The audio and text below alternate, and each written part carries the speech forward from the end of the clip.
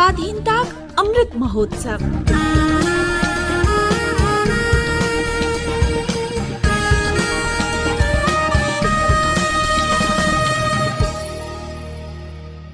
स्वाधीनताक यात्रा आकाशवाणीक संग एकटा राष्ट्रक जन्म।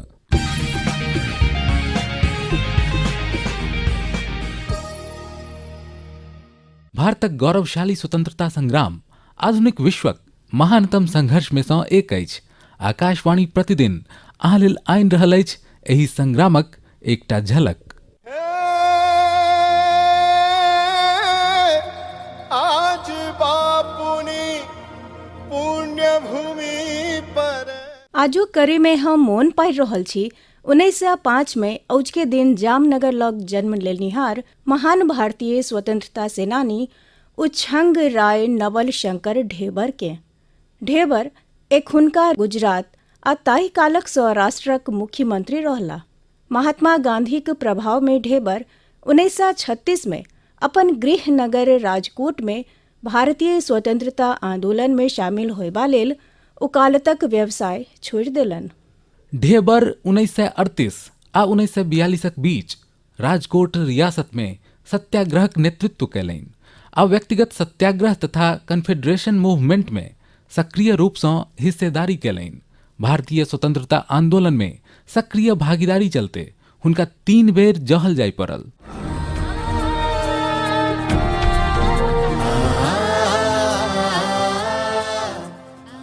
बेसी रियासत सब जनताक हित के मटियबैत हुनका पर भारी आर्थिक बोझ ध के भारी भरकम टैक्स लगा रहल छल। अंग्रेज सब हुनका घरेलू आ बहरिया आक्रमण से प्रतिरक्षा प्रदान कयलक आ बदला में देशी शासक सब ब्रिटिश साम्राज्यवादी नीति सभक समर्थन क राष्ट्रवादी भावनाक विरुद्ध काज कयलन। 20वीं शताब्दीक पहिल आ दोसर दशक में भारत में राष्ट्रवादी आंदोलन तेज होए लागल। कतेको क्रांतिकारी के ब्रिटिश सत्ता से दूर रियासत सब में चल जायबा से एहि रियासत सब में स्वतंत्रता आंदोलन के बल भेटल। 1930 आ 1940 दशक काल ढेबर राजकोट रियासत में स्वतंत्रता आंदोलनक प्रमुख नेताक रूप में उभरला। जे बलिदानो नो प्रेमी तई जीवे सदा अंगारो पर ओ नरवीर सदा मरशे आ धरती मानो प्यार तने ओ नरवीर सदा मरशे आ धरती मानो प्यार तने।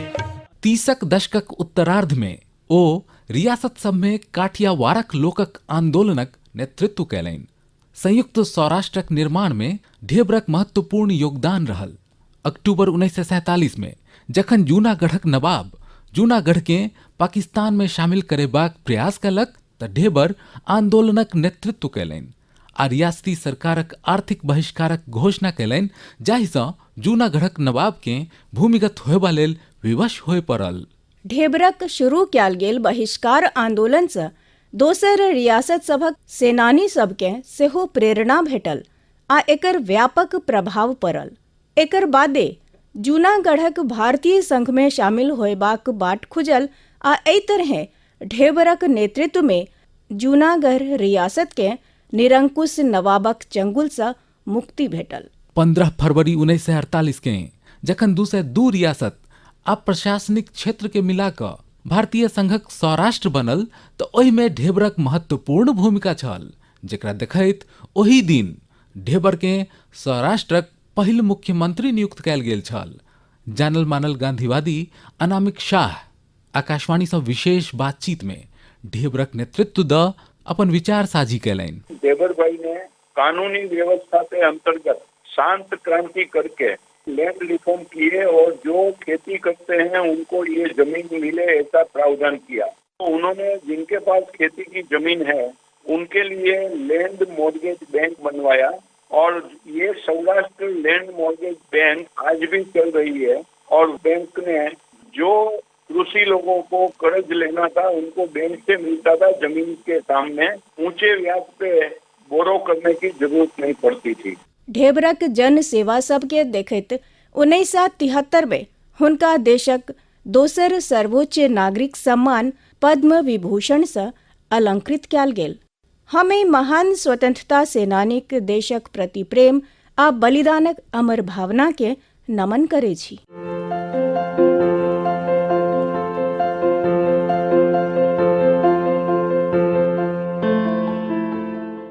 1949 में अजुके दिन मणिपुरक महाराजा बोधचंद्र सिंह भारतीय संघ संगे विलयक समझौता पर हस्ताक्षर कयलनि। एहि विलय संधिक बाद 15 अक्टूबर 1949 में मणिपुर भारतक अंग बनल। संविधान लागू होयबाक बाद मणिपुर के मुख्य आयुक्तक अधीन भारतीय संघ में भाग सी केर राज्यक रूप में शामिल कयल गेल। बाद में एकर स्थान पर प्रादेशिक परिषद गठित कयल गेल।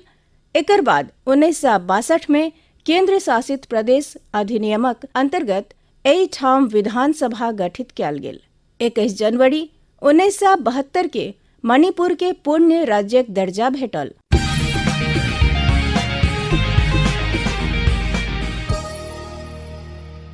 एकरा संगई स्वाधीनताक यात्रा आकाशवाणीक संग श्रृंखलाक ई अंक समाप्त भेल।